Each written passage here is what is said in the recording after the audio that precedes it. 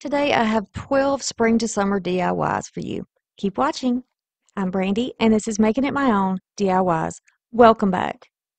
Y'all, this is a compilation video, which means it has several different videos in it from any time from the beginning of my channel until now. Please enjoy. So if you like blue, you're going to love this. This crock came from Goodwill. It's got a little farmhouse scene on it. It's cream colored with this gorgeous blue. Needs a little cleaning, but it's got a lot of potential. I have some ribbon that came from Goodwill. The little scrap of this one too. This is a silk. This one came from Dollar Tree. Really pretty gingham, blue and white. You're going to find that over with the regular ribbon. These are some thrifted floral picks, some greenery, and these beautiful blue, I don't know, they look like Gerber daisies maybe. Really pretty. The yellow center is a creamy yellow. And then these little wispy picks. Do not know what they are, but they are going to look great in this flip. So we're going to start by stuffing the bottom of this crock. We're going to stuff it with a little bit of paper that I saved out of an Amazon box. Some things that we had ordered. It's really good for this. Crumple it up, stuff it in the bottom. You can use Walmart bags or whatever you have on hand. And then we're going to cut a piece of this foam to go in the top. This is just some leftover that I had. It was also something that was thrifted. And I'm just going to shove a piece down in the top. If you skip this part and you don't put the foam in, your flowers are going to kind of flop around and you want it to have something to grip to. So I've changed the angle a little bit to show you what I'm doing. These flowers have been clipped at different lengths, and I did this intentionally because I want this to be sort of an asymmetrical arrangement. I'm just going to place these three in where they feel to me like they look right. And then I'm going to put this one pick that I have with the little wispies on it sort of in the back. I'm going to add these green pieces in here and there, more toward the bottom. So it looks like our blue flowers are blooming and coming right out the top.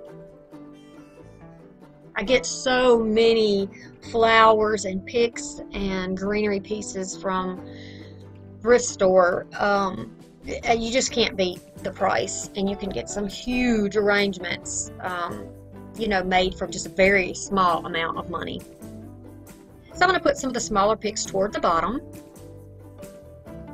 and the taller ones toward the back a little. Oh, I love that. I love the soft green with that. It looks really nice together. And so simple. To me, it screams out farmhouse in the simplicity of it. It looks like you could walk right off of your porch and pick this from some wildflowers outside. Okay, these also came from the thrift store. Random little pieces that I had, but I didn't like the dark green foliage to me. That looked a little too dark for what I was going for. So I'm just going to put a couple of these little picks in here without the greenery, just peeling all that off. Just a few. I don't want this arrangement to be as full as the last arrangement we did.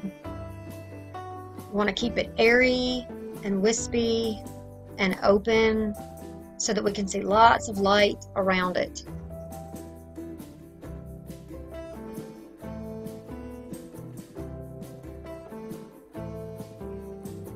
Then I'm going to do is, I thought at first I might do a bow, but then I changed my mind, and I'm taking about 14 inches here of the 3 different colored ribbons or styled ribbons. These are not wired at all. You don't need that for this project. And I'm just going to tie those around the neck of this container. They're just stacked. I'm going to leave just leave the little tails hanging down. No bow. Very, very simple. Just a knot.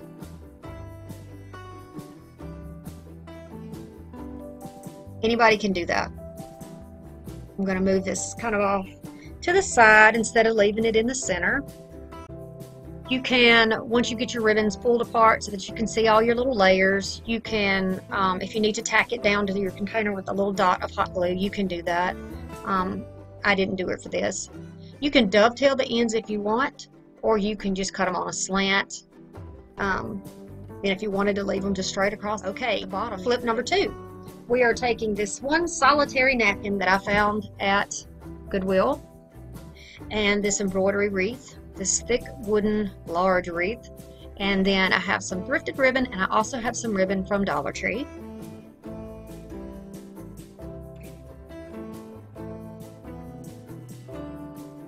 I just decided to show you the measurement of this, and this is about a 14-inch, I think, loop. So if you know anything about these loops, you just loosen the screw and you take the top layer off.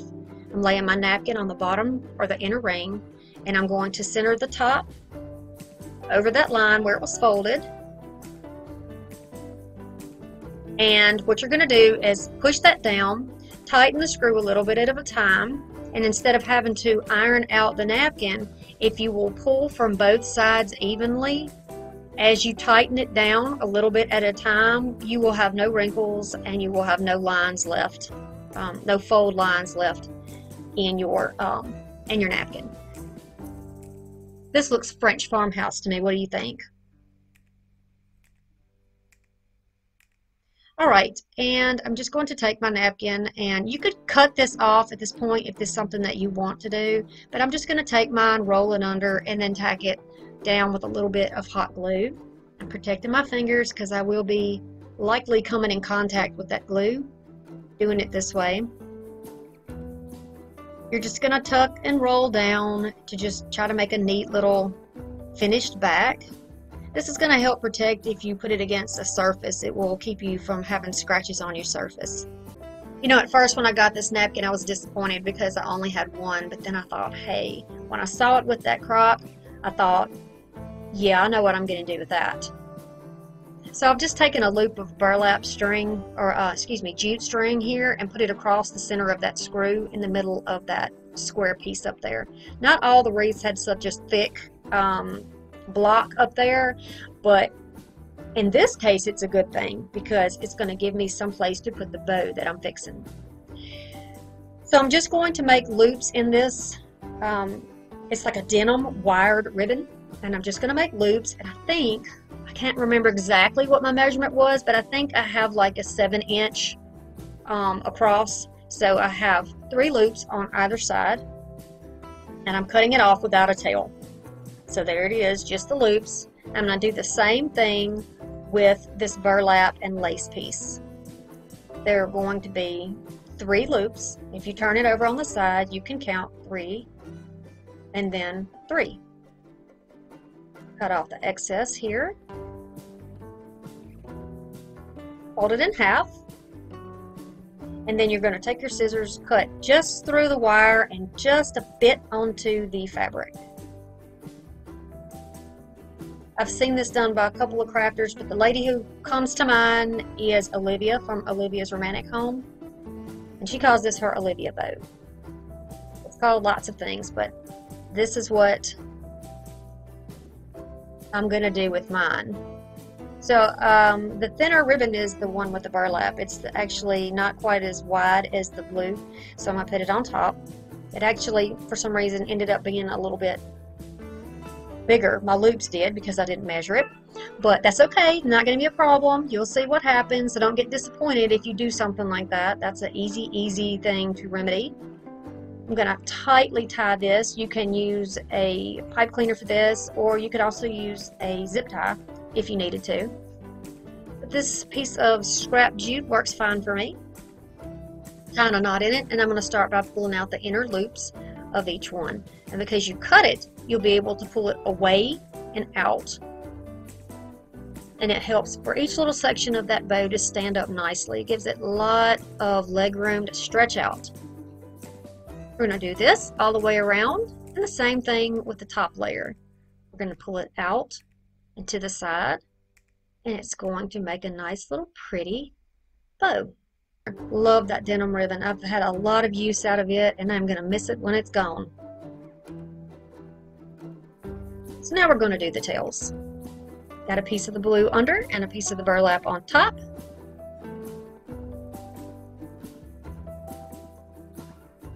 Just going to look for our center point. Going to kind of bunch it up there. And then tie it also with a piece of jute. Always know that you have options. If it came down to it and you had nothing else, you can use a twist tie from a bread loaf. You know, we make it work when we craft.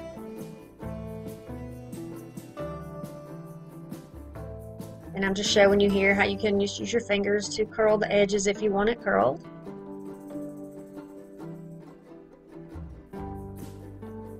And see, this is where the block up there comes in handy. We're going to have lots of space to put our bow. You can do any type of bow you like. If you want something more simple, you could do like a shoelace type bow, or just a two-layered bow. Maybe you would want to do a bow with just one loop on each side. So hold that down for a bit until it's dried. You can usually tell because the glue will get a little bit cooler. You won't feel the warmth from it if you're using your bare fingertips, but be careful when you do that. Always be safe.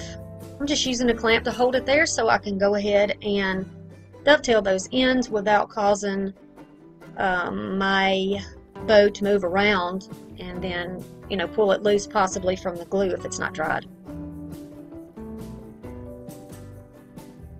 And you should be cutting away from yourself, not toward yourself. I don't know what was wrong with my brain today, on this particular day. So there you go. There are the pretty little tails.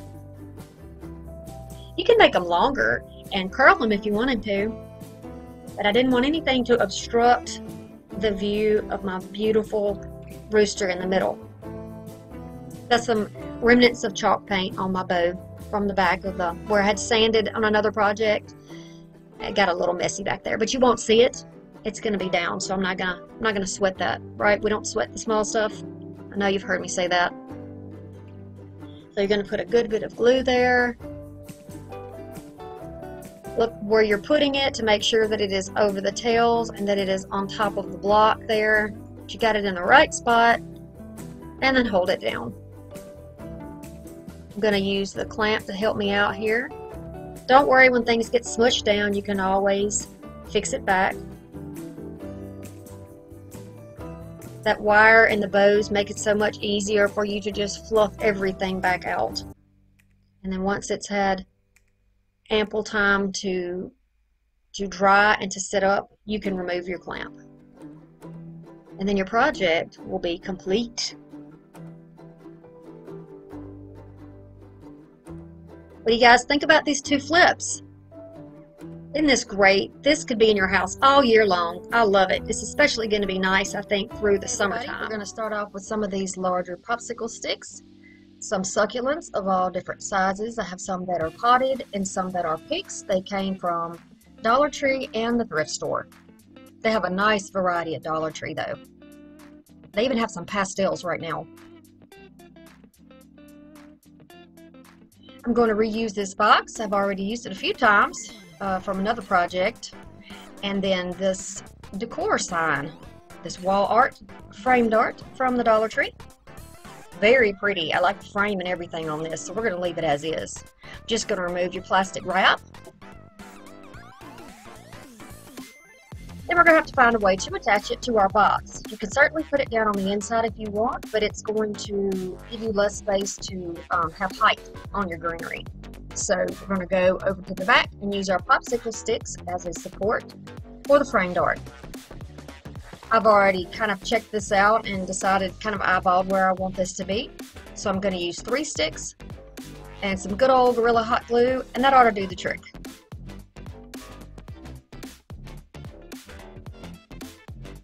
So this is our framework, and it's going to hold our picture up nicely. Just to give you an idea, that's what we're going to do with it. Now we're going to put the glue on the sticks. Be sure you get enough on there so that it's got a lot of grip. Center it back down between your sides. I just kind of used my fingers to measure it there. Then press it down and give it a little time to dry. What a weird angle, right?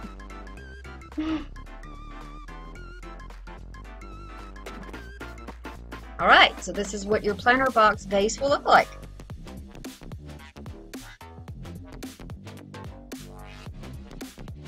I'm going to change the angle up a little for you. And here we have some styrofoam that came from something I got probably from Amazon. You can see in the reflection there in the glass that I'm cutting a piece to go on the end. I just used my metal ruler to just press down and take those apart. These are some rocks for my driveway. The rocks are going to give it some weight, and it's going to be, rather than using moss, we're going to use the rocks as the sort of the bottom, what you're going to see underneath when you look around your picks. So some of these picks have really large, thick, see that one fell apart, you can just glue that back together with some hot glue. But some of the picks have like a really thick stem, and that's not going to work for what I want to do. I want something smaller for that. So there is a solution, so keep watching. And if I was to take these and put them all straight down on here and glue them on, there would be no dimension. There'd be no taller and layering pieces, and I want these to be some taller, some shorter, like if you planted them, how they would grow naturally. See how thick that stem is? Just going to pop that right out. If your layers come apart, a little bit of hot glue on the inside, you can put them back together. So these are some thin sticks or dowels that I got from Goodwill. I'm just breaking them and snapping them apart. They don't have to look great. You don't have to cut them unless you just want to. You're just going to press those up through the bottom, twist them in there, and use those as your stems. Now, if you don't have those, or if they are too thick for what you have, the hole that's underneath the base of your succulent, then just go ahead and use some leftover maybe floral or greenery picks that you had cut the tops off of, and use those stem pieces. They're wired, they're already green, and they work great for this. Plus they're flexible when you can bend them, whereas the wood dowels are not flexible. I'm placing these kind of randomly and at an angle. You can group yours together if you would like, but I'm not going to do that. I'm going to kind of space them out a little bit and give a little more interest when you look at it. So I'm kind of dividing up the shapes and the styles of these picks.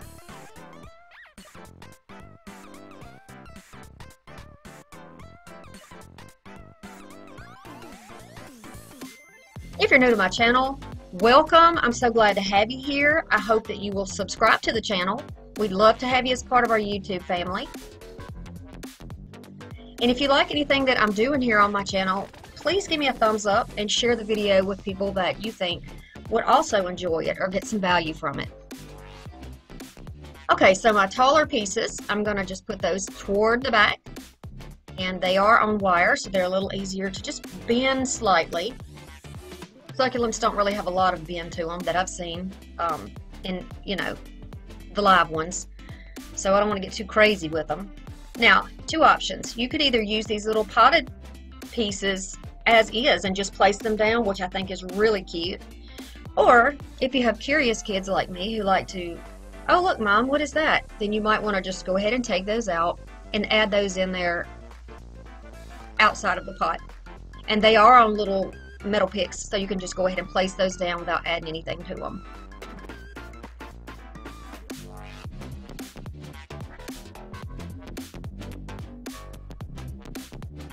I was so inspired by the picture back there that I knew I had to do something. I thought maybe a wreath, but then I thought, well, maybe not. I've seen lots of the wreaths with succulents on them, so maybe a planter box would be something a little bit different for you. Kind of expand your way of seeing things and give you a little inspiration of changing things up. Now you'll see me just taking those rocks there and of course knocking out some picks I already had down. That's okay, they'll pop right back in. I'm just going to take that gravel and just place it all down in the bottom. There's a gap between the foam and the box, and I'm just adding that in there in that little trench and then around the bottom. So if you look at this from any angle, what you'll see is the gravel instead of the white foam. If you use green foam, that won't be that much of an issue, but I think if I ever had a live succulent garden, I would want the bottom or the base to be gravel, right? You know, or wood chips, but you wouldn't necessarily use anything that's going to hold moisture because succulents need drainage. So the gravel is a good option. And there are all kinds of different gravels. You can get the peat gravel that's got the multicolored, it's kind of brownish red when you look at it. But what I had in my area is this. There's also gravel that has shell in it, and that would probably be really nice, especially if you have a coastal theme in your house. That'd be pretty. This works for me. And you see everything just pops right back in. If you don't want to use your items over again, and if you don't think you'll be reusing it, then just add a little hot glue to the bottoms before you place these down. Then they won't pop out, and it'll last you a long time. But you know how I do it. I like to recycle and reuse my items. Very few things are kept. I like to change it up. And some of the pieces kind of hang over the sides of the box, which I like. It's more of a natural look. What do you think so far? Pretty good? Would you do the pastels, or do you like the green better? Here's our end project. I'm interested to know if you will be making one of these for yourself. They're really nice. I've got 2 projects for you today, and we are going to be using this book. Project number 1, I am just flipping through here to find the image that will match what I want, and I'm really looking for something that's more of a neutral color for this particular project. This book is full of all kinds of things. And I feel like I should give you the disclaimer that this was at the Goodwill bins and it would be going into the trash next, so I did give it a little more life. I'm going to use my rotary cutter and some glue, and I have a metal measuring stick there, a ruler, and I'm going to start by taking off the edges of these frames. This is just showing you this is a project that I used before during spring and Easter, but it was actually a Valentine's piece before. You can easily take those off, and I'm just going to remove the staples, and then you can just sand down over those holes to make them a little more flat. Clean that up if you want to. Careful with those rulers because they are metal and they have little sharp edges. And I have cut my little fingers before with those.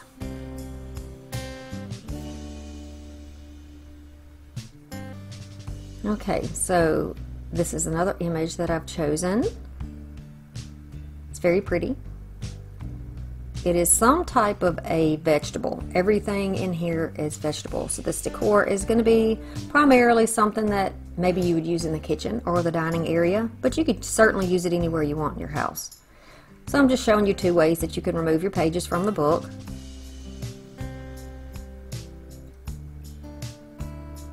And there we have it, our 2 neutral green pieces.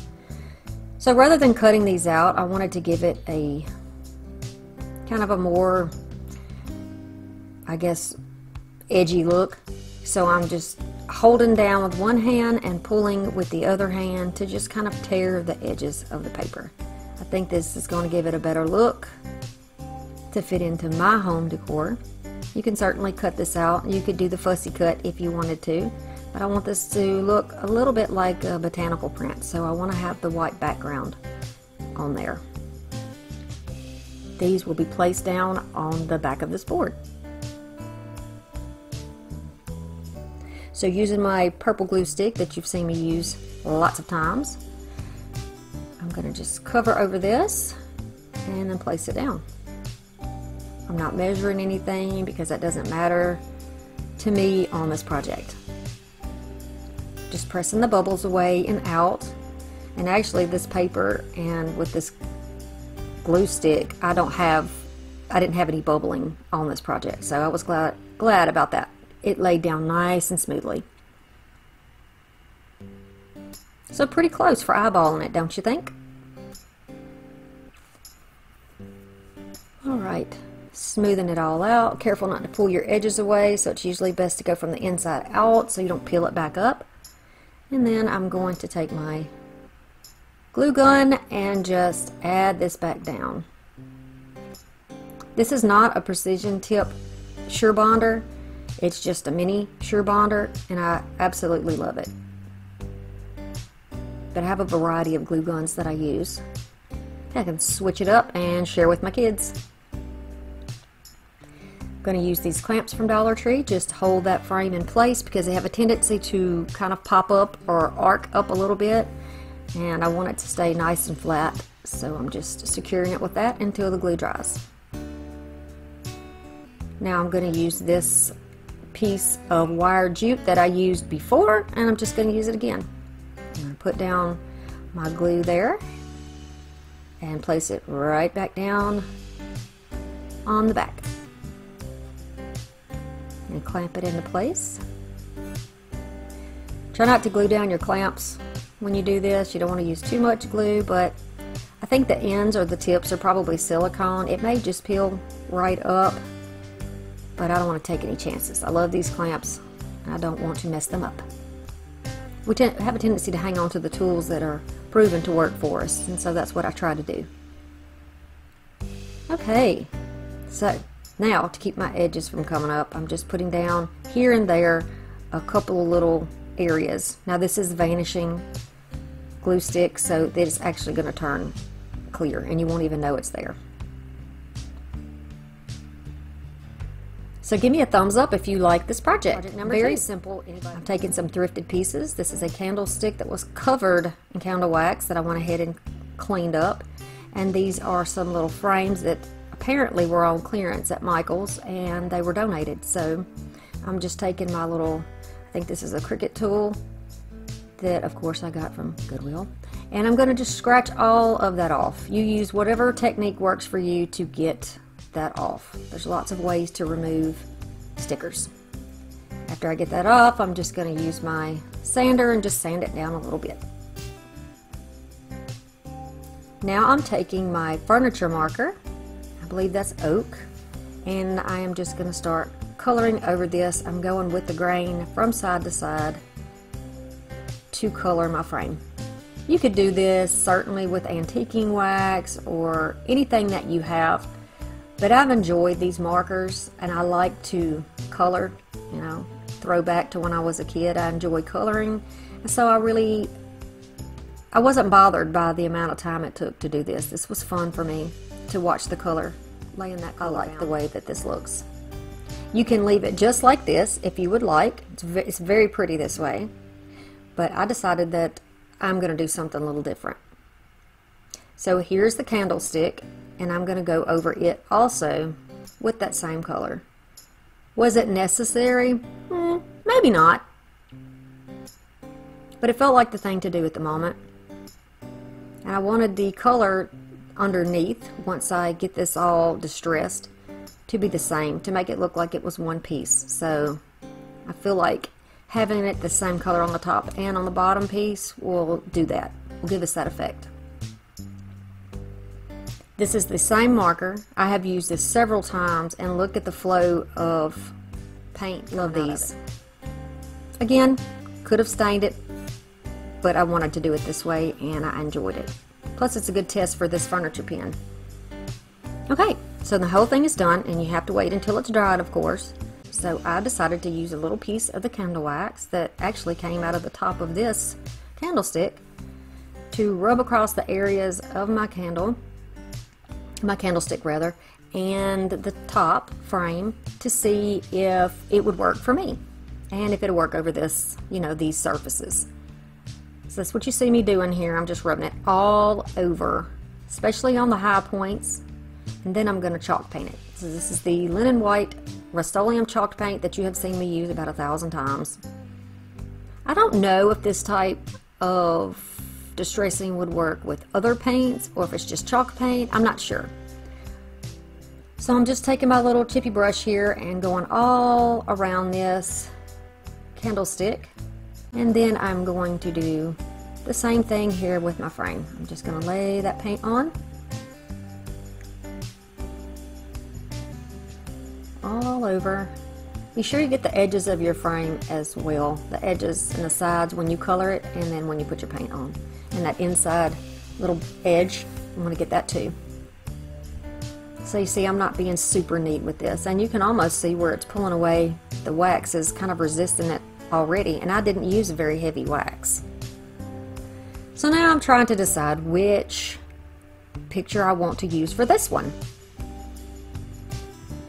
And it fits perfectly, so we're going to use this one. And I'm going to cut it out with my little rotary blade, and get your fingers out of the way, certainly when you do this. And you might want to use a slightly light hand on this if you don't want to remove several pages at one time. Okay, so for this one, I am going to cut it out. I'm going to save my page number and the label for this.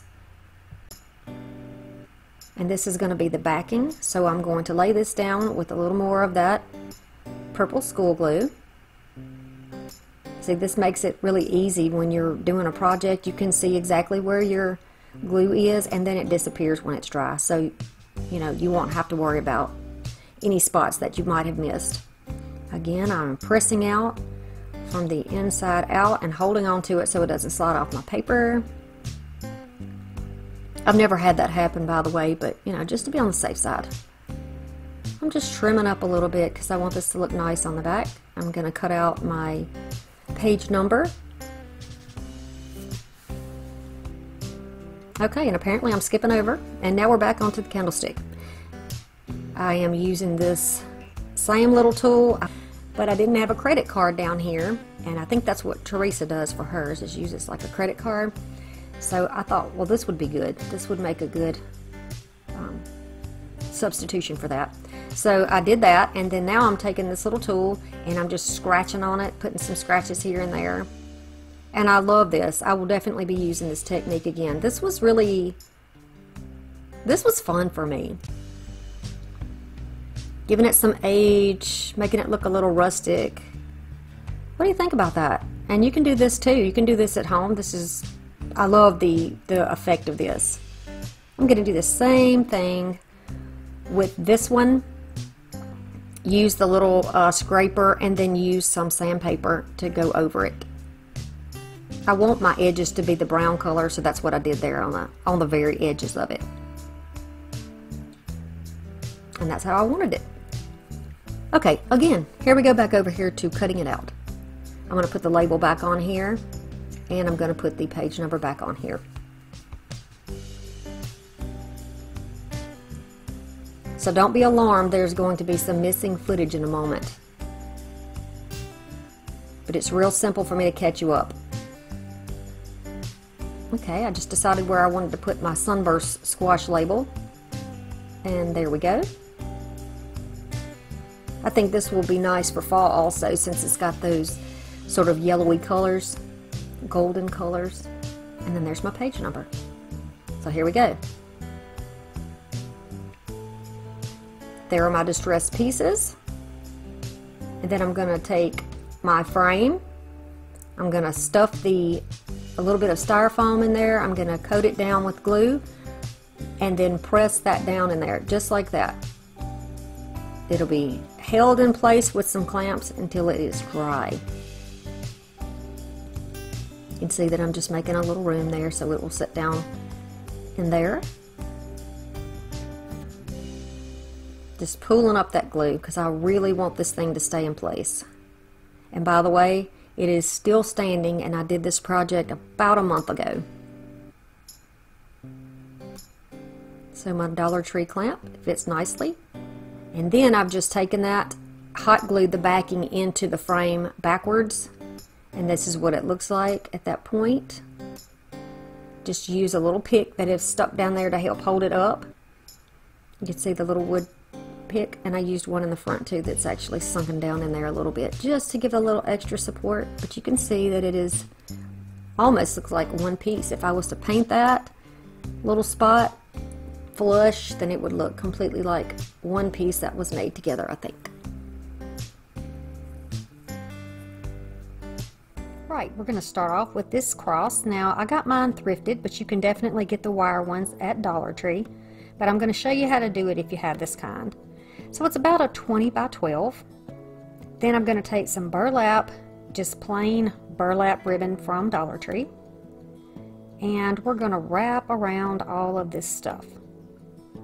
So this is pretty easy to do, but you're going to have to protect your fingers for sure, because you're going to be using some hot glue and some sketchy little areas. So I'm just going to take the corner right here in the bottom, and we're going to start on the bottom part of the cross. So I'm taking my hot glue, touching the wire, and also putting it down on the burlap. Then I'm going to wrap halfway over the bottom and fold it under. You can see that I'm kind of folding it or cupping it under, just like this. And then in order to save and preserve the amount of ribbon we're using, I want you to be very careful and just try to overlap where the wired parts are, so that you don't have a bunch of extra ribbon being wasted by wrapping it around and around and around and overlapping it like crazy. So you can see here I'm just pretty much trying to wrap it, tack it down with a little bit of glue, and just stretch that ribbon as far as it will go. Use up that stash that I know all of us crafters have. So you're just going to continue around like this, overlapping just you know, over the little wired area, just enough so that you cover up your frame like this. So you can see how I finished off the back, and I'm going to go around on the arms and leave the inside open. So the same process as before. I'm going to choose a corner, doesn't matter which one. I'm going to put a little glue on the frame and a little glue on the burlap. I'm going to cup it under, and then I'm going to fold it around. Now don't be concerned about what we're going to do with the edges, because I'm going to show you a way to make those nice and neat, and you won't see any of your hardware underneath. So just go ahead and continue around, very easy, and then when you get to the back, cut it off, and be careful and make sure that you're putting all your glued loose ends in the back. You don't want that on the front. Alright, so I'm going in here in the edges, just tacking it down with some glue. I'm going to roll it under so that it's close to the frame, nice and neat. You can see what we're doing here, and I'm just going to take that hot glue and kind of sandwich those pieces together. I folded it under, got a nice clean edge, and now I'm just using my protected fingertips to pinch this closed. It's going to keep that burlap ribbon from slipping off, and it's going to make it nice and neat. Now, to be honest, you can see here it takes a little more of your ribbon when you're doing the shorter arms and the top than it does on the bottom. And that's just because you don't have a lot of room to work there. But still, I didn't even use a whole spool to do this, so that's pretty good, right? Alright, now I'm just going to continue around like this. Again, this is easy to tuck down. You got the little edge where we folded it under. Alright, same process. We're going to wrap this around and around and around. Now, I slowed this down because I want you to see that at the top I have a little hook area here, and you might not have this, but if you do, just work around it. That's what I'm doing. I'm rolling it under, tucking it in. It's being stubborn. Use your glue where you need it, and then continue around. Now, if you're going to make a hanger for this, it would be great to put your hanger underneath before you wrap it with the ribbon, so that it'll be concealed and it'll look nice and neat and high-end looking and finished. Y'all excuse my hair, I keep getting my head in the way. So we're going to press that down and make it nice and neat. I want the back to be neat looking too and finished, so I want to make sure that all my edges are nice and trimmed down. Now, so far this is what we have, and this is the base that we have created. We've left the center open because this is where we're going to do our arranging.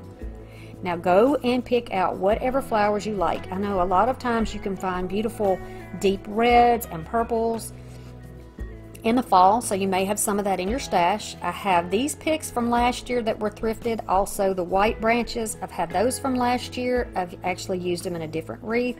But if you want to use fall, here is an example of one that I thrifted from fall. You can just take off the leaves that are fall specific and add on different leaves. You've seen me do that in other videos. That's so easy to do. Then you're going to want some type of a flyaway here. You can get that kind of stuff at Dollar Tree as well, or maybe in your stash already. Now you can just take those branches, like I know Dollar Tree has branches that you can get sometimes. I know they have pussy willow. I know they have dogwood. I've seen in some people's hauls. So you could use something like that if you would like. I love that this looks like dogwood to me. So I'm going to use it. I'm just crossing them end over end like I'm making a swag that's going to go at a diagonal. My idea is, like you see in, like outside of some churches, they'll have like a big cross and then they'll have the purple sash across. And so I wanted to use the purple flowers for that, and then the sideways swag would be representative of the sash. So that's what I'm doing here. I hope y'all like this. I have never done, to my knowledge, to my memory, I have never done a cross wreath. So I hope this is something that y'all like. And if you don't, you know, and this is not your thing, then you can certainly use the technique on other wreaths. So you don't have to worry about that part of it. Just go ahead and just take the inspiration from it. Maybe you just like the way you needed some information on how to wrap a wreath with burlap, then you got it here. If you needed to know how to make a swag, you got that here too. So I'm just making little pins. I'm using the pins to stick through, twist them on the back, and secure these branches down where I need them. You can do it wherever you feel like the heavy spots are, or where it needs a little something extra to hold it down and keep it from, you know, flopping around and coming away from your frame. This is actually going to be sort of a low profile wreath. It's not going to be a whole lot sticking out. We're not going to do a bow for it, but you certainly can. So you could actually probably do this on most screen doors. You know, if you have a storm door outside, and you could actually put this on your door and it would fit without being crushed. So I'm going to continue around just like this, twist it, and then I'm going to take my clippers and cut through each of those wires and press it back down into the frame. You don't want this scratching your door, and certainly if you want to go ahead and cover this up. Alright, so just continuing around. You know I do this with my arranging. I just move things until it looks exactly like I want it to look, and it gives me the feel that I like. So now I'm going to start with these beautiful deep purple hydrangeas. I'm going to cut the stems off because we don't need all of that in there. Alright, so I'm going to take one and put it kind of in the corner on the left. So if you look at that little section there that's open as a box, this is in the left corner, upper, and this is in the right lower corner. And I'm just going to push them together. And the reason I'm doing this is because I kind of want it to look like one big flower. And I think it, since they're the same color, it does kind of have that effect. Now I'm going to take my branch here with my little berries and just cut that down. And cut it apart because I only have one, and I want to be able to spread this out over this swag. And in this way I can do it. So I'm just going to press this up into here. Now if you can get in there around the branches, you don't even have to use any hot glue in this area. Just press it up in there, and you can also use the overlapping parts of your burlap to hold in your florals. So I'm just trimming off the little extra stuff there and putting it down in the same way that I would if I was making a swag. I'm doing it on the top corner and I'm doing it on the bottom corner, or if you do it on the left, do it on the right, you know, that sort of thing. That's the way I want this wreath to look. And see, look at that. I pushed those closer together and just immediately made it look like one big flower. That's so much better. But that's why you want to look at it from all angles, and above it and beside it and to the left, to the right, to make sure that it looks exactly how you want it to look like you design this with intention in mind. And so I noticed here where it overlaps that there is a gap, and I do not like that. So I'm going to fix that by simply pulling out some flowers that are kind of extra, that are kind of, you know, you won't be missed in that area. And I'm going to place them down right here on the branch, and I'm not putting them straight up. I'm doing them kind of to the side and facing to the side like the rest of the flowers so that they fit in. So this is what I'm doing at this point, taking it, looking at it from all different directions to see what I need. And I feel like I need more flyaways. So I found these beautiful picks. They were in my little stash that I have with a bunch of extras that I cut off of other things. And I'm so glad that I picked it up because the colors look beautiful with this. They just are perfect. So because these are on just plastic, I'm just pulling these apart in little sets of 2s and 3s. But if you have wire in yours, just cut them with your little wire cutters there. I've got some little cutters right there that I got from the thrift store. And then see how I just press that one up into the frame here. It's into the ribbon and right into the frame, and it stays right where it needs to be.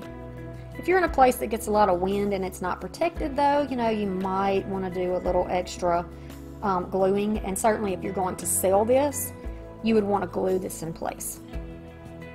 But for my purposes of teaching you and inspiring you, I am just going to get this project done and tell you how to do it the right way. How about that? Okay, so we have some down on the left side, on the left top, and then we have the ones that we placed down on the right if you're looking at it on the right. So when you have a pick that doesn't have a long enough stem, just grab a piece of plastic, a stem, another piece of floral stick, whatever you have, and just wrap it up. Add to it, and that's what I'm doing right here. I know I need a little more height, so I'm taking my floral tape, which by the way, if you don't know, is waxed. You have to pull on it to make it stick. It's not sticky like regular tape. You pull and twist, and that's how it sticks. It releases the wax and it will stick to your project. So now that's perfect. That gets it right up where I like it.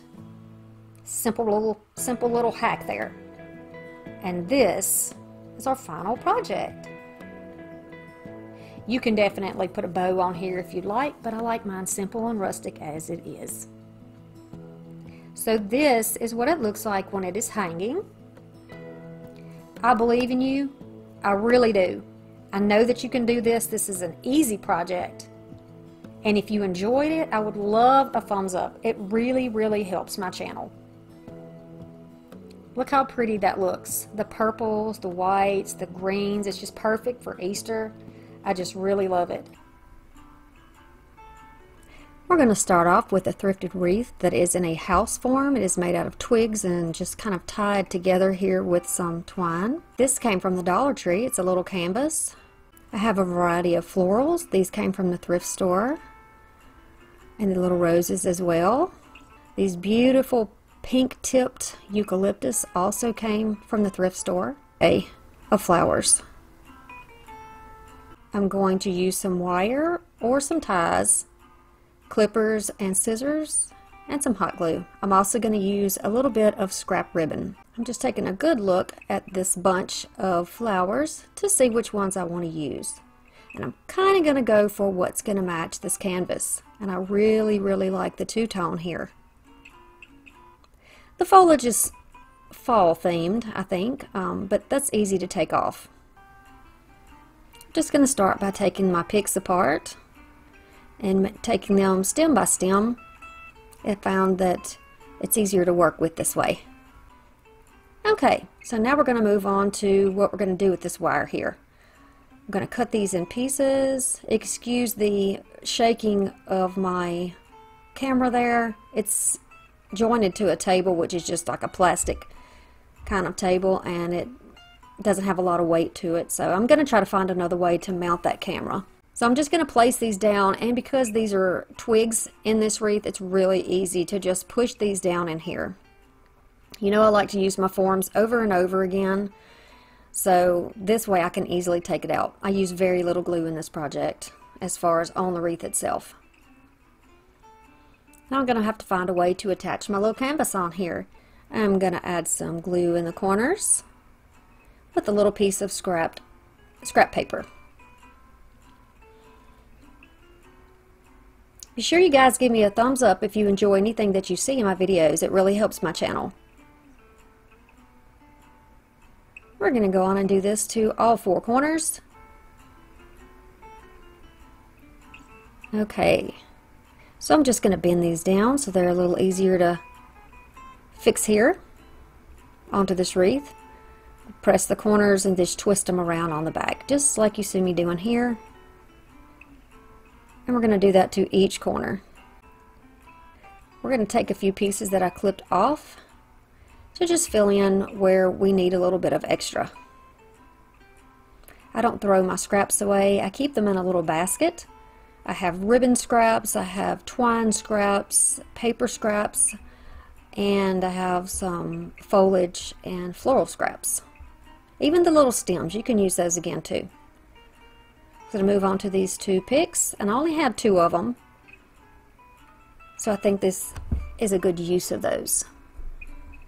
You can see that this is asymmetrical, that I have one side that's going to be a little bit more full than the other side. Just going to remove the gold toned piece. I'm just pushing this right through the twine and the sticks and trimming it down. I'm bending the heads of those flowers on the wire so that instead of facing up, they face out. And then I'm just pressing them flat into that wreath. Keep trimming where you need to.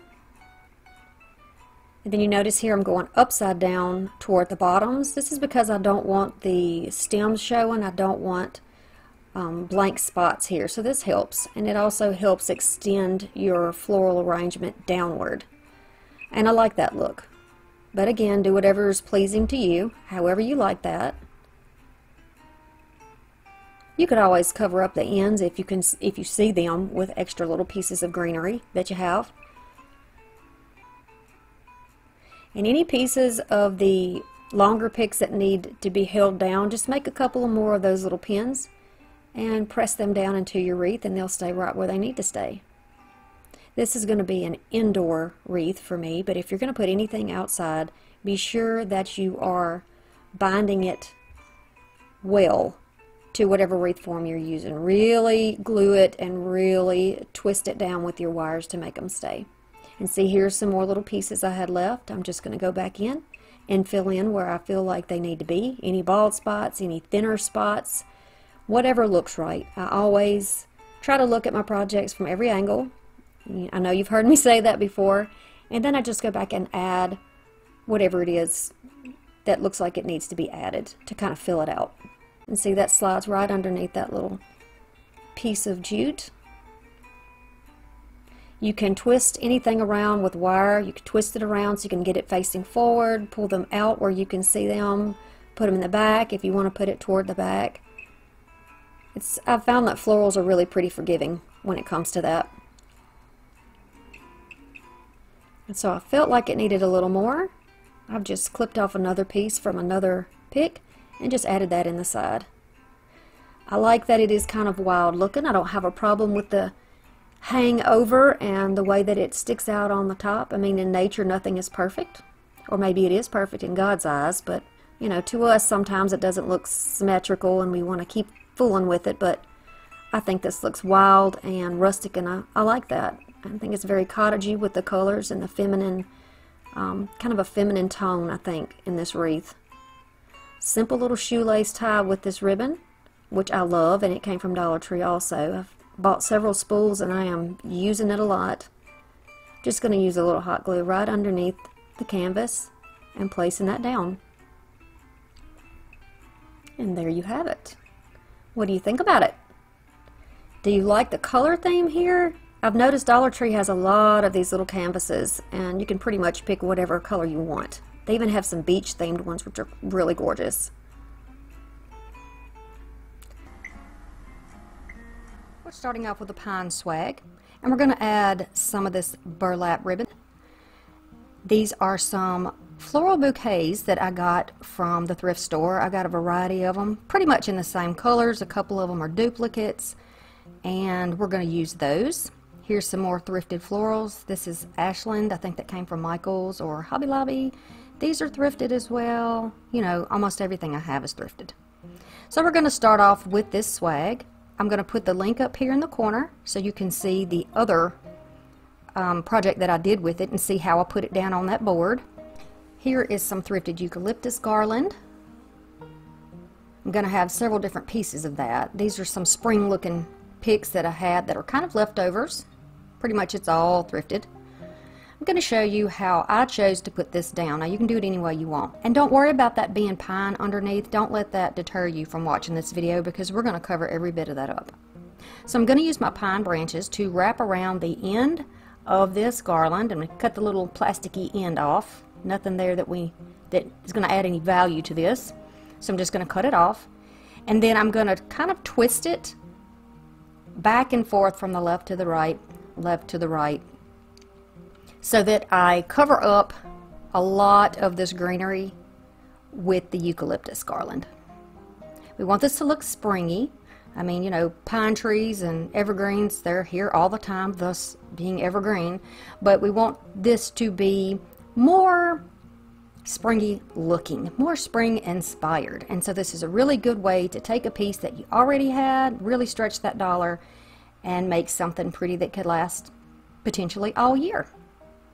So I'm just going to keep adding this. Now when I got this thrifted garland, it was cut into pieces.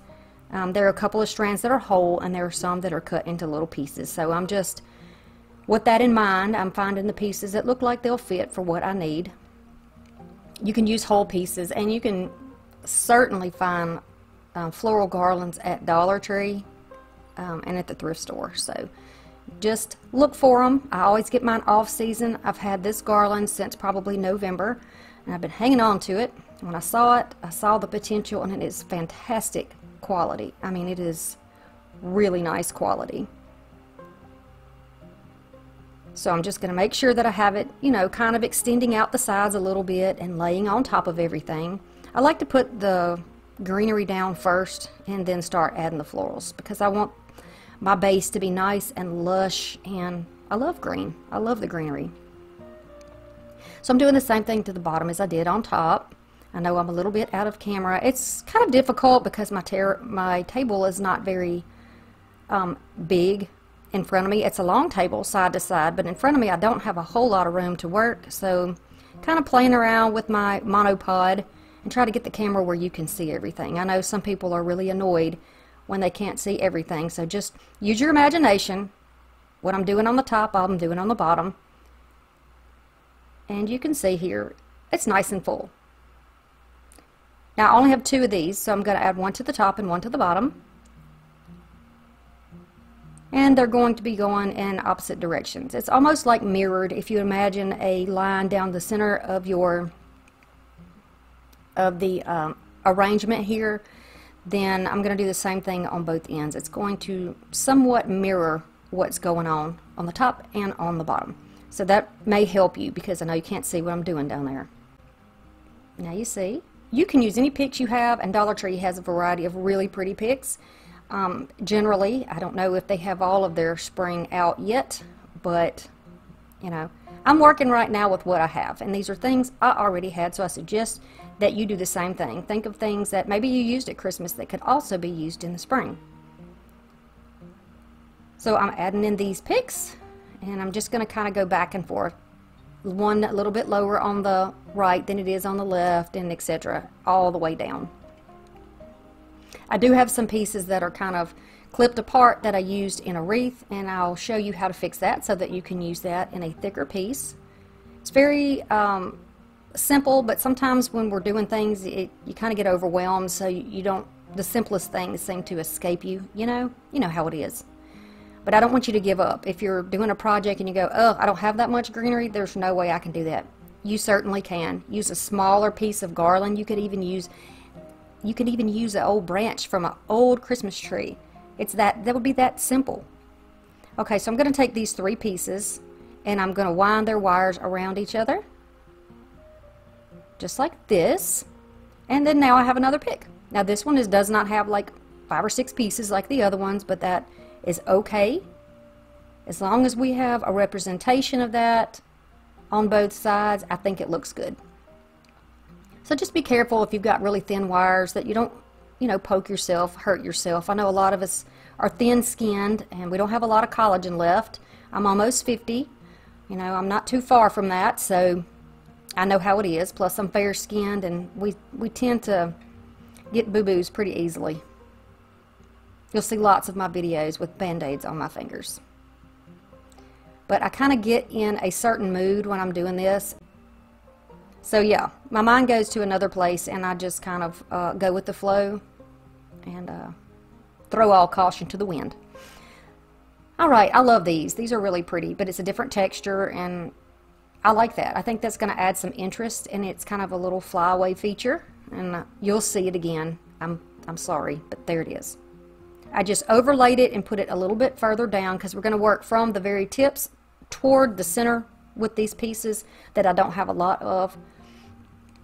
So I'm just going to move this up and show you that we're going to do the same thing down here. I just kind of, you know, fluff it out just a little bit so it's all has a little bit of dimension in it instead of laying completely flat. And at some point after you have wound these branches around the other pieces, you will have areas that are pretty tight, tight enough that you can just shove the pick in there without wrapping anything around it, and I love that. It kind of just hangs on to the rest of the stuff you got in there. So now I'm going to move on to my roses, and these beautiful peach roses. I'm going to put these in threes because they make a bigger impact. If you put them in groups,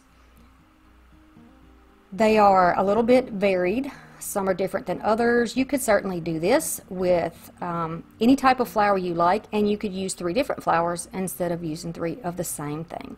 But like I said, I'm trying to use the things that I have, and because, you know, you can't go out and buy new things if you still have a house full of stuff, right? Or a craft stash that's big as a mountain. So I've got to work through the things I have. And I'm so glad, because when I find things thrifting, I pick them up because I really like them. So why not use them, right? I mean, why are we hoarding them if we're not using them, right? Okay, so now I'm going to move on to the next flower, the next type that I have here. And I don't have very many of these. I think these are dahlias. Are these dahlias? Some of you probably would know better than I do. And I'm just going to add those here and there. Then I have one stray white one. I'm putting that there. Then I have these little, they're like seed pods, or I don't know. It's just a bunch of different random little seedy looking things. Or maybe little flower buds. And then there's some other greenery that's got a little more of the bluish tint, and I'm adding those in. And I'll just continue to do this all over, filling in what looks right. The greenery that is similar, I try to keep with those groupings of the 3 roses. And then I have these little, they almost look like a berry. I put those in there. And then get down to my pieces that I only have one of, like this beautiful rose. And it's colored a little bit differently, but I really think it gives some visual impact, as well as this one. Very pretty. You got a lot of depth in there with the lighter and the darker colors. And then I have these really pretty white looking picks. And they were thrifted. You cannot get these at Dollar Tree. Hey, but Dollar Tree's stepping it up. They're charging us a little more money, but I believe the quality should be reflected. At least that's my dream and my hope. We can dream, right?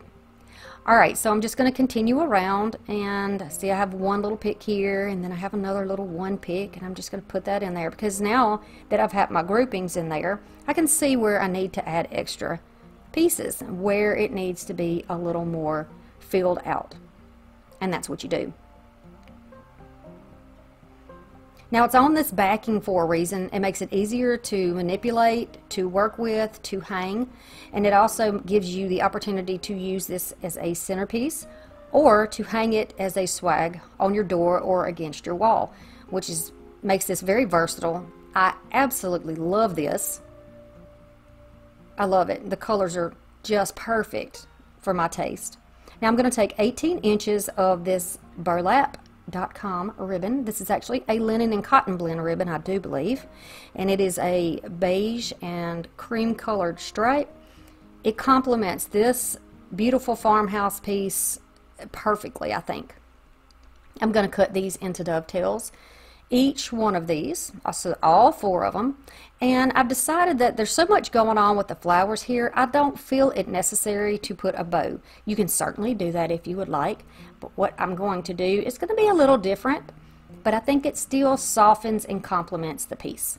So we're going to fold it exactly in half, and then we're going to go down a few inches. The farther down you go with your loop, the bigger the loop's going to be, and the shorter the tails. And I'm a little out of frame, but you see here, there's my loop, there's my 2 tails. I'm going to use a zip tie to close these off. You can use floral wire, pipe cleaner, a little, if you got some strong jute, you can use that, whatever you want to use. And then just fluff it out a little bit. Just twist it around, fluff it out, and get it ready to be made into a pick. And this is where I'm just making sure that the size is right and that I like it. These are some little skewers that I got when I was out thrifting. I thought they would be good for crafting, and they're really good for these. Little hot glue right in the center of the ribbon, and then after it dries, I'm going to do each one like that. And then after they are dried and nice and tight on there, you can go ahead and decide where you want to put your little ends. It's such a pretty way. And you know, like I had referenced to before, a lot of people do not care for bows. They don't care for bows. But I think that this is a nice way to put that ribbon in there and really give you some more softness and accentuate your colors and really scream farmhouse. I mean, that stripe to me really says farmhouse. And then one final piece right here in the end. Just add a little hot glue to the end of the picks if you need to hold them in place. But for me, I've got so much going on in here, they stayed nicely. And I think this is a good color combination. What do you think about this beautiful piece? I love it. Alright, so give it a final look over, add where you need to add, take things away where you need to take things away. And then any of those little pieces of greenery that are left, if you don't want them to show, push them back down into the wreath, just like I'm doing right here. Very easy to do, just twist them and poke them back down in there. No sense cutting them off because you can use this again. So here we have it hanging as a swag that you could use on your wall or your door. This is how it would look, very lush and full and beautiful. Do you like these colors? Do you prefer like pink, yellow, blue? What colors do you do in the springtime? I love this because they are warm colors, and for me, I love warm colors. I love that in my rustic home. It looks great with the wood doors and the wood trim and our wood floors. It's very warm and inviting. I really like it. Okay, so here we use it as a centerpiece. I've just laid it down here. You can add candles if you would like, but I've just put my candles behind it just to show you how pretty and full this would be just laying down. It's not very tall, so it would be great to be able to look across. Wouldn't this be beautiful for an Easter dinner or an Easter brunch? It's so cheerful and pretty. You could even add some Easter egg picks in there if you wanted to use this at Easter time. A lot of roughly options. Here are the supplies you're going to need for this project. I've got some little metal planters, which will be changed out later, so keep watching to see that. Some used floral foam, some thrifted ribbon. This little sign, Hello Sunshine, came from the thrift store. This is a Dollar Tree frame. This came from the thrift store. I believe it came from Michael's originally. This is just some scrapbook paper that I had, probably from the thrift store. Got some thrifted florals. I am loving the little wispy sunflower look this year for spring and summer. Okay, I'm going to take my metal ruler and just open up the back of this frame. I'm going to take off the back and the little papers from the inside and put those aside. I am going to save that little house paper form for another project. I'm going to lay my back down on here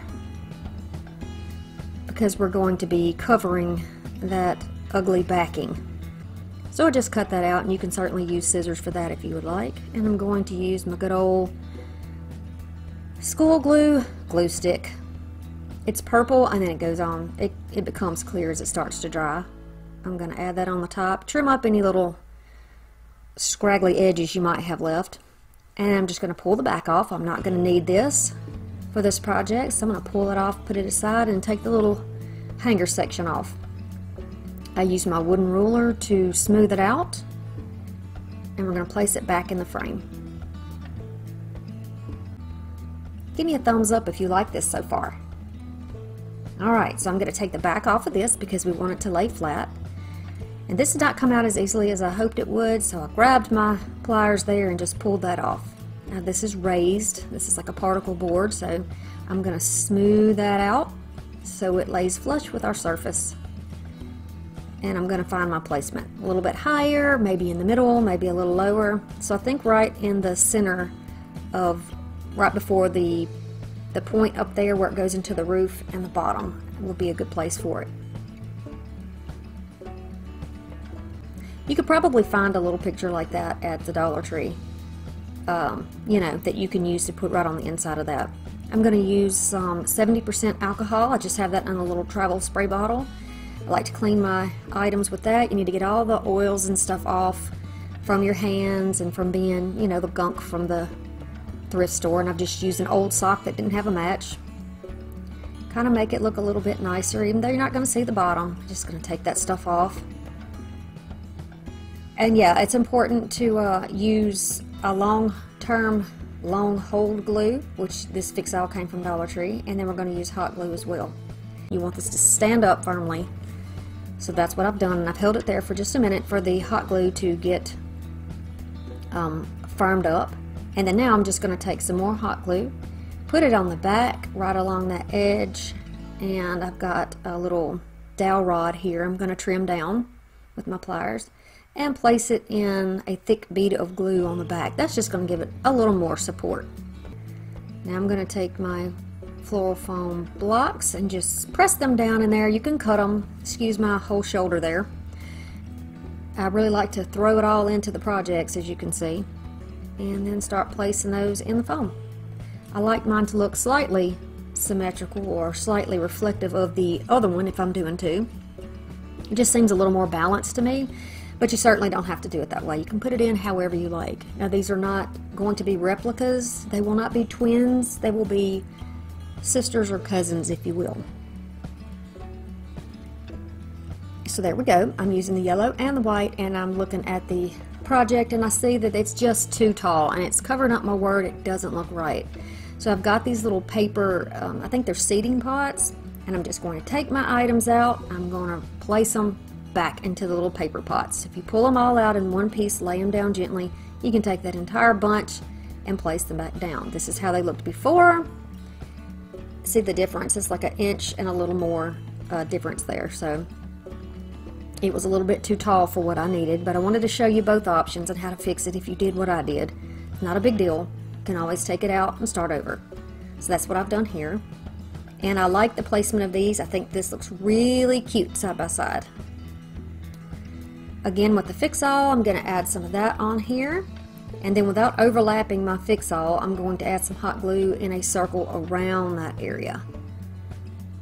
The effectiveness of the glue can be disrupted if you mix your adhesives, so don't do that. Try to give them a little breathing room there.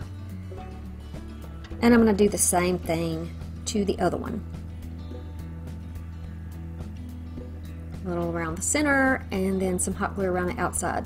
Two different glues because you want the hot glue to give you a quick grip, and you want that other glue to be there for a whole lot longer.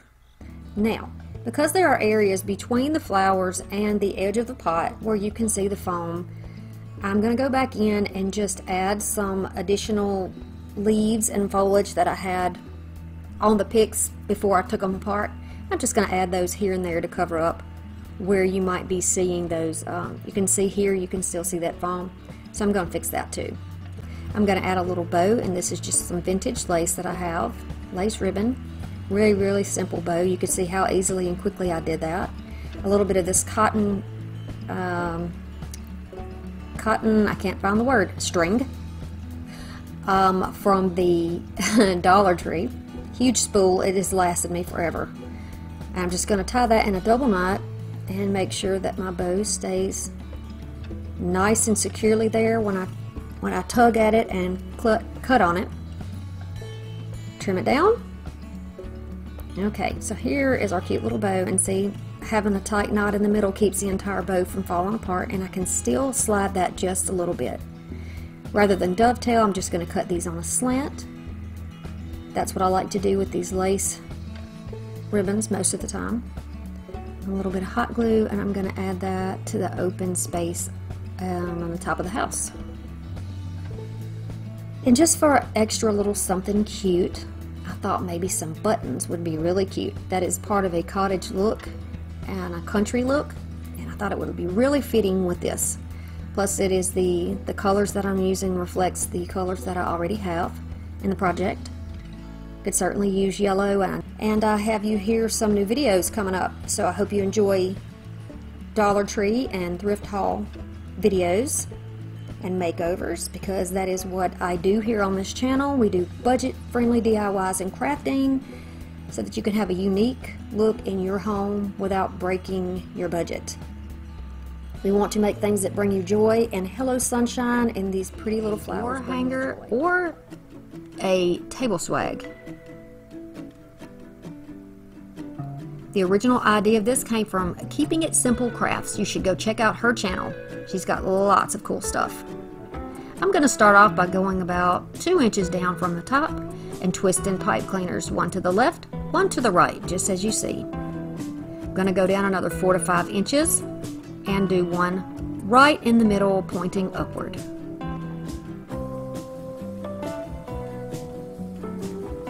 Same process, go down 4 to 5 inches. I'm going to wrap another one to the side, right underneath that, off to the other side. We're going to continue this process all the way down. You can secure yours with some hot glue, and that is what you will see me doing for mine, so they don't slide up and down your stake.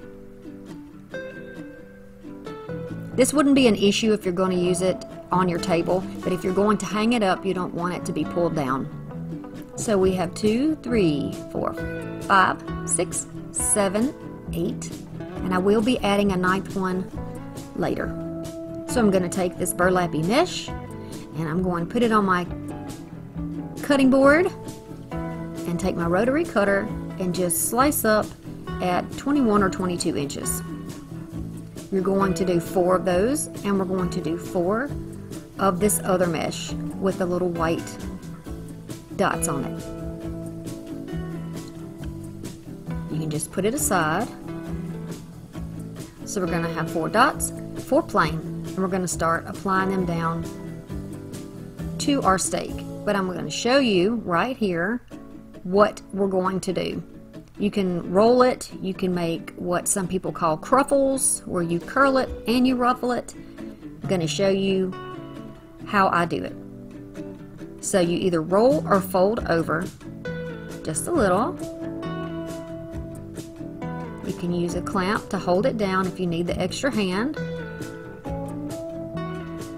because it can be frustrating when it tries to come back at you if you're new at this sort of thing. Again, folding over a few times, and then we're going to take our fingers and walk right up the center of that. It's going to make a ruffle for you. So it's going to be 2 rolls with a ruffle in the middle. And you can take off your clamp. There you go. We're going to put it face down, right inside one of the side pieces on the top. You're going to give it a few twists and then lay that back off to the side the way it was. Going on to the next one. Fold or curl it under. And then if you don't use anything to hold it in place, you can just do it with your fingers like this. It wants to cling to the other pieces. Okay, so there you go. Roll that under, bring it together. There you go. Now you're going to place that one down on the other side. Facing downward, you're going to give it 2 or 3 good twists to hold it in place.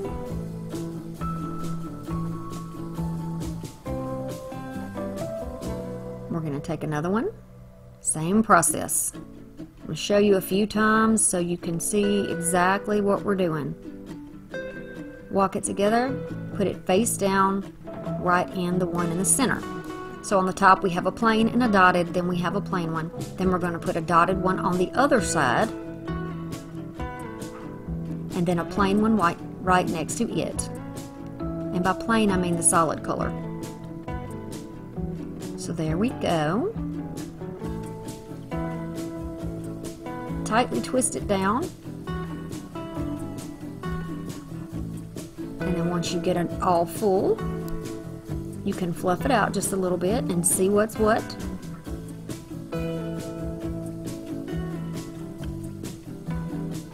Here's our hanger at the top, so we know this is our top. I've decided to add one more piece down here on the bottom because we have room for it, so we're going to add one more, which will be our 9th piece. So go ahead and twist that on. Use a little bit of hot glue.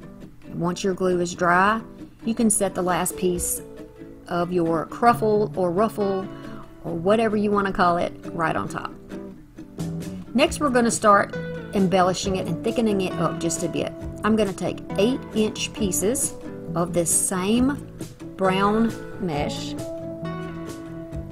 Going to let it roll back onto itself, and I'm going to use some of this beautiful turquoise or aqua colored or teal, whatever you want to call it, burlap. Going to roll it. It is shorter, that is not a problem. We're going to put it right on top, kind of make an X, and then we're going to place it down into our pipe cleaner.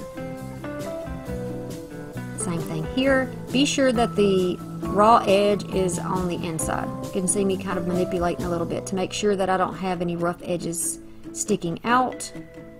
You can see there it is a little bit, but you just roll it back in, and there you go. We're going to do this for every single one of those pipe cleaners all the way up until it is full. Don't you love that beautiful color? It's gorgeous. Alright, so next we're going to take about 22 inches of this beautiful burlap, stretch it out, let it overlap about 1.5 to 2 inches in the center.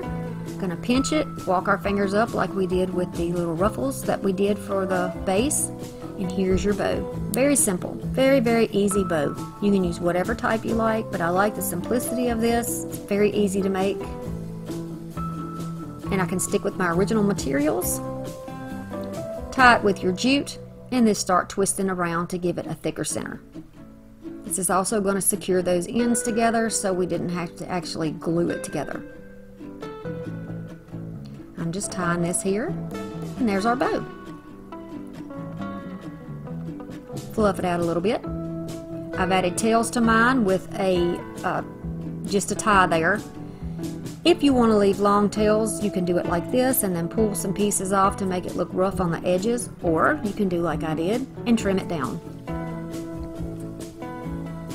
I'm going to take these 12-inch pieces of scraps, cut them into 6 inches, then I'm going to fold them over and dovetail those. This is Dollar Tree wired ribbon.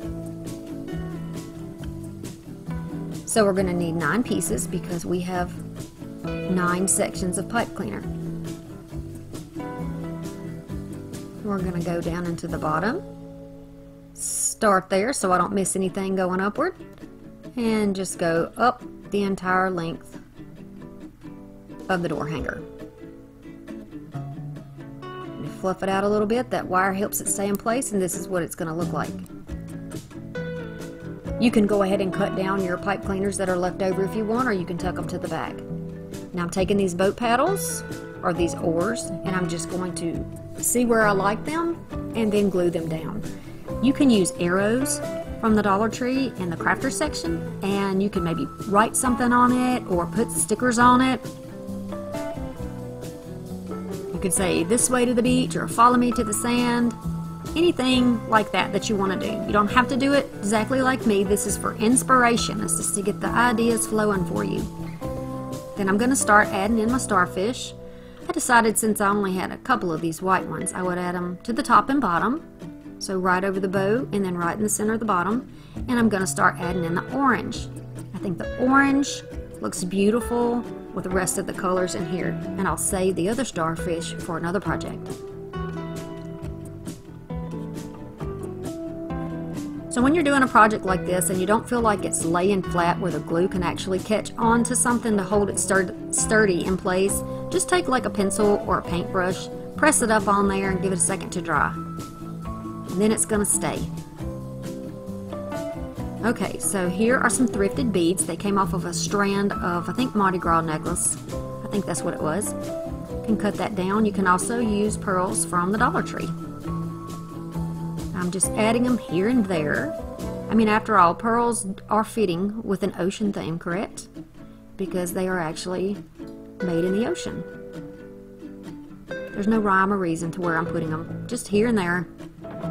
looking at my project from all sides to make sure that it's exactly balanced and pleasing to my eye.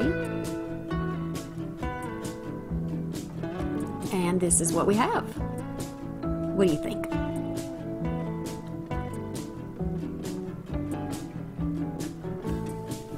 Give me a thumbs up if you like this project. And if you're going to try it, I'd love to hear what colors you would choose for yours. This is going to be just a little decoration to sit on your table, to sit on a shelf, to put in a vignette. You can put it in your yard even. I'm going to use some of these tiles. They look like they came from a swimming pool, maybe some bathroom projects that were left over. And I'm going to put them here. If you want to use something that's equivalent, since this is really just for inspiration, you can use some of that glass, the tumbled glass that comes from Dollar Tree. You can get it in a bag, and it's over there where at my stores, where the shells are and the sand is. So you can go check that out and see if you can find some of that. That would be gorgeous in this project. But this is what I had, so this is what I'm going to use. Now, projects don't always go exactly as we see them in our head. But I want you to know things are almost always fixable. You can always go in a different direction. That's usually what happens in my projects too. I didn't even think about measuring this first or laying it out before. I just got all excited and started putting it down on my Dollar Tree frame. However, I was able to deal with my issue. It is not perfectly square at all. It does overlap onto the inside of the frame, and it will be long on the bottom, but that is not an issue because the stand, when you put the stand out on the back, it stands away anyhow. See how it hangs over the edge? I thought, ooh, I can't cut this, what am I gonna do? Then I thought, well, you know, there is a stand back there. I can easily just stand this up and this will be the new edge of the picture. No one will even know because you can't see it. So that's what I did. I just kept on going. Kept on going with the flow. This is sort of a pattern, I think. I'm always going to try to save you as much money and give you as many tips as I can in the time that we have together. So there we go. Now, what are we going to put on the inside? I have a blue starfish we could put. Some of these flat seashells will fit right into this clamp without breaking. So there's an option for you. Here's a third option. You can just overlap that clamp like it wasn't ever there and put a variety of different shells on here. Or you could use a piece of ribbon and a shell just like that. Yes, that's what we're going to do. I'm going to put this, looks like a tiger or a giraffe or something, the print on here. Going to place that down on there. Smush it till the glue comes through, add a little paper on the back to protect it and keep it in place. And you can't see it when it's on there. And we're going to clamp it right on.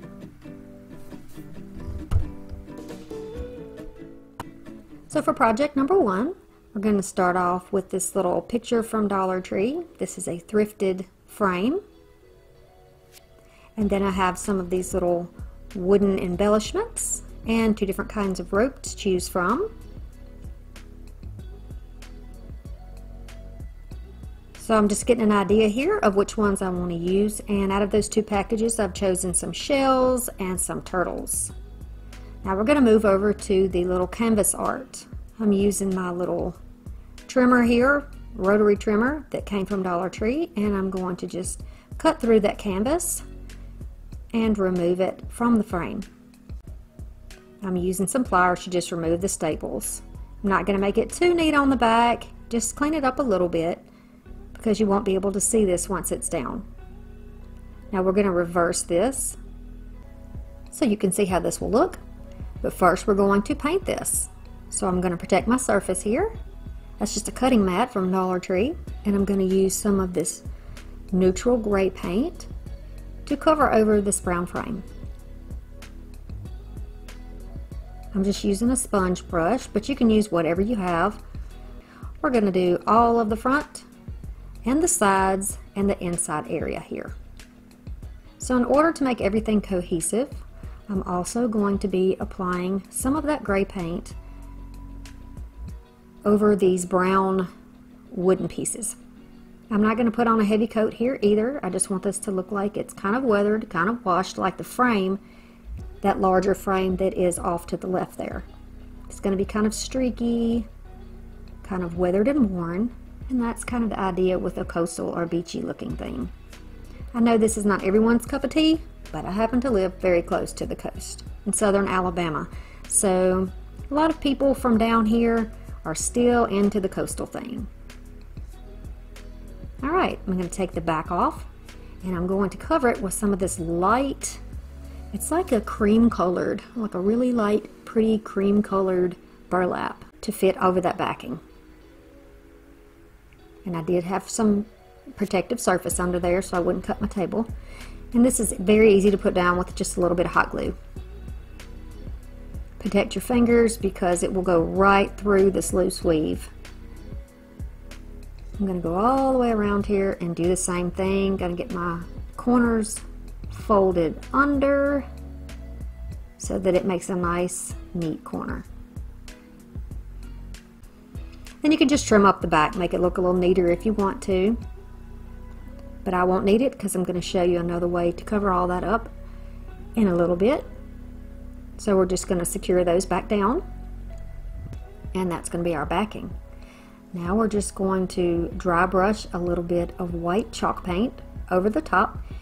If you look closely, you can see that you can still see the brown underneath. You can see the gray, and then you'll see this streaky white on here.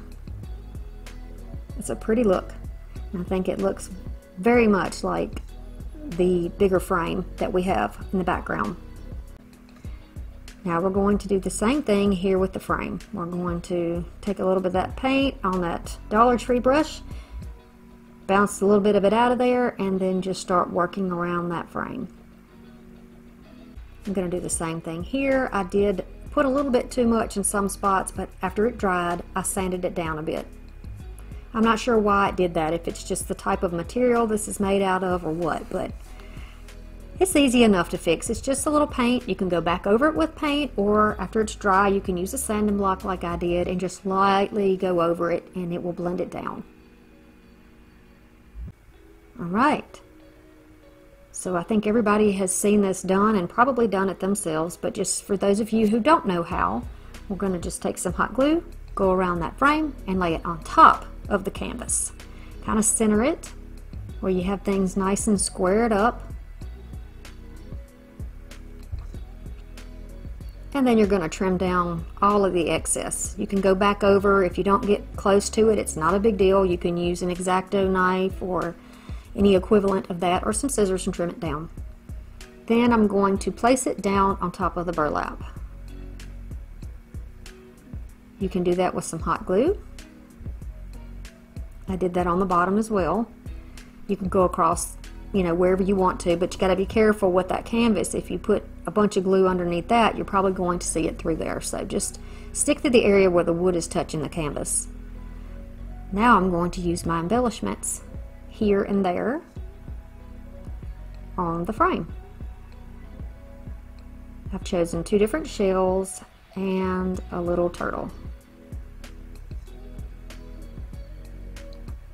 And see how nicely all of that looks? It looks pretty close, doesn't it?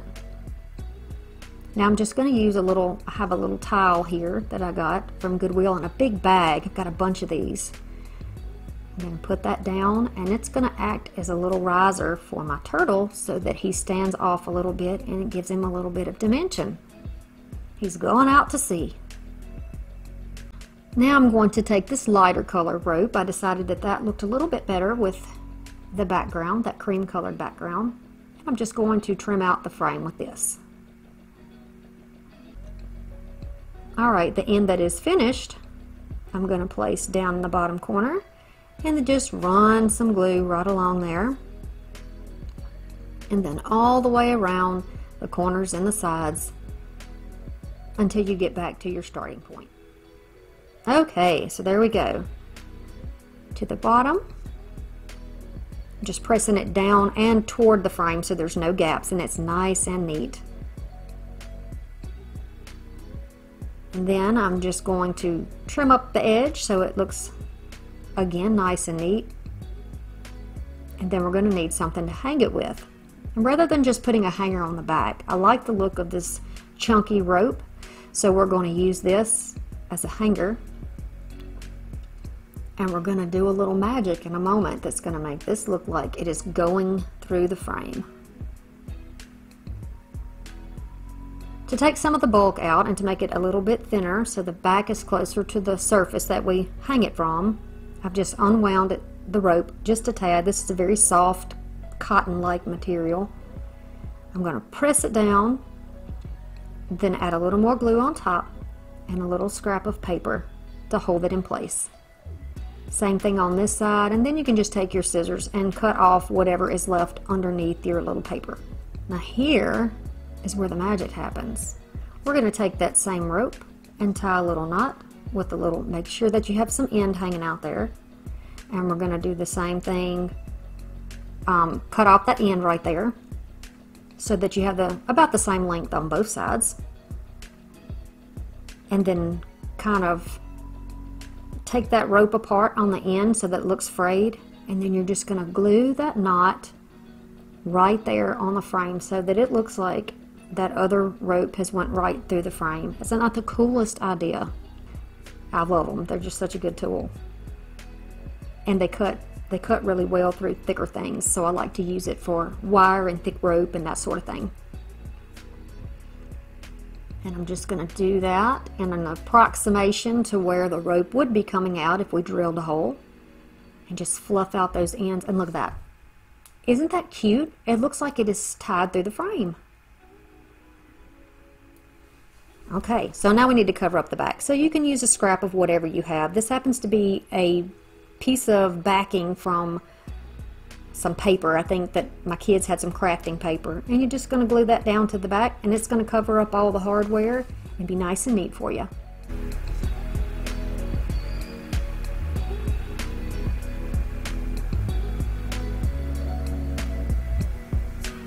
So here we have it outside. This is outside on my house. We do live in a log cabin in southern Alabama. And this is how it looks. So I have this cute little summer wreath video for you today. We're going to start off with some picks from Dollar Tree. These are also some, well, these particular ones did not come from Dollar Tree. They were thrifted, but you can get similar ornaments during Christmas time. This is some thrifted mesh, and it's kind of a bluish green, kind of a duochrome color. I have some of these little twist ties. This wreath form came from Dollar Tree. It's the 14-inch. Here's a round sign from Dollar Tree.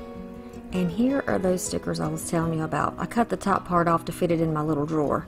But this is what they look like. And then these the little ornaments were thrifted, and the little balls came from some table scatter from Dollar Tree a long time ago. And then this is mesh from Dollar Tree as well. Alright, we're going to start off by getting this wreath ready. I'm going to take my 2 pieces of mesh and pinch them together. I want to put the lightest one, which is the white, on top. You can use any variety of color depending on what you want, but I think it's a pretty good representation of, you know, the ocean and maybe where a mermaid would live in the deep green blue water. So the reason I'm using these twist ties is just because I wanted to show you that you can pretty much use anything to do this. It's really like a long bread tie, but they're used for plants so that you can stake your plants up if you need to do that. But I thought I would go ahead and use it for this. They were thrifted and I had plenty of them, so here we go. Making the most of what we got. I'm going down 10 inches and pinching this up and then attaching it. Now between each of the little dividers that go down through all of the circles of that wreath, I am going to put 4. So we started off on one of those divider pieces and then counted down another 2, and then the last one is the number 4, and it will be attached to that crossbar as well. So you're going to do that for each one of those. Now I fast forward and I'm going all the way back around to where we started. You can see that one roll of this Dollar Tree mesh just about makes it all the way around this wreath. You could probably stretch it a little longer if you made 9 inches poofs instead, or 8-inch poofs instead, but you know, you make it work. And certainly mesh is forgiving. You can always fill it in later, and you'll see that I did the same thing. So we're going to go all the way back to where we started from, put that down, and when I run out of the white, I'm just going to continue around just making those poofs with the bluish green color I have there. So the last one is going to be right on top of where we started. I'm just going to open that up, push it down tight, and twist it. You can always tuck those under if you don't need to use them anymore. Then I'm going to measure 8 inches, go up. I'm going to skip one ring and go to the next ring, and I'm going to start there and do the same thing. It will be 4 on each of those, go all the way around just like I've done here, attaching it down the exact same way. So now I'm going to alternate pulling the white on top and then the white on bottom, and see blue and white and blue and white all the way around the wreath. Okay, so that's what you see me doing here, is just fluffing that out, pulling those poofs apart, and dividing up that white so it goes up and down around the edge of that wreath. It almost gives it the effect of being more than there actually is of that. I want to take the sticker off the back here, and I'm going to start painting this round sign. The other side I just sanded a little bit.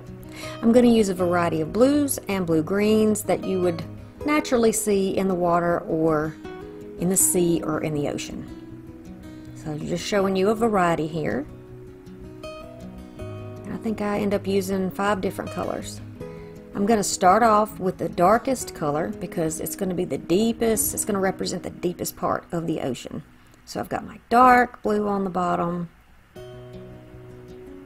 Realistically, it would be a lot more blue than that, a lot darker, blacker. But you know, this is whimsical, so we're working with what we got. So now I'm going to do some blue-green.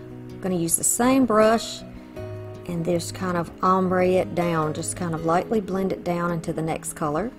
Then I'm going to pick a shade that's a little bit lighter than that, go right on top.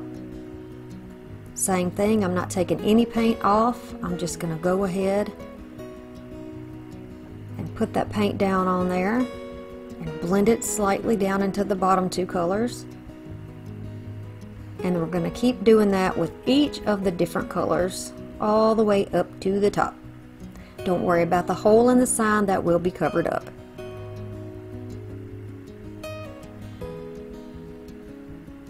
So it's looking like we're getting closer to the surface of the water, right up to the top. So the color is getting lighter as it gets closer to the sun. I had too much fun doing this. I did originally try to do something like this with spray paint, and it was a big old fail. So I definitely recommend you use your acrylics or watercolors, whatever you have. The acrylic worked perfect on this board. Look at that, isn't that beautiful? Oh, I even impress myself sometimes. They were with the Easter stuff, and I thought these looked like coral or something that would live in the ocean. So I'm going to cut each one of these off of these 2 different colored picks. There is a aqua color and a kind of a sandy gold looking color, and it matches well with what we got. Do you see my little tray? This little tray and this little broom is what I use to clean my table with all the glitter. Now I've got a bunch of shells. You can get these from the Dollar Tree. So I'm picking through this huge container that I have. It's a big old, almost like a cereal container that's plastic with a lid. And looking at all the different colors, and I'm kind of comparing it to what we have. If you see the little mermaid in the corner, she's the one we're going to use. So I'm kind of looking at the colors and what will look good with that. Okay, so I'm missing a little bit of footage here, but it's pretty simple. I just added some stickers. We're going to secure the back on with hot glue, pipe cleaners, and a little piece of paper. And this will give us a way to attach it to the wreath. I don't want to pull it too tight because I don't want it to squish down my wreath. I want the wreath to still be full, and this will look rather like it's floating on top, just sitting on the top. So I took one of the little friends, the little turtle, because that's what my daughter wanted, and she chose this mermaid, and my daughter does have blonde hair, so that may be why she chose this one, but they're all very cute. And the little stars also came off the pick, and I just randomly put those around the edges. So I'm going to alternate these, blue, gold, blue, gold, blue, gold, blue.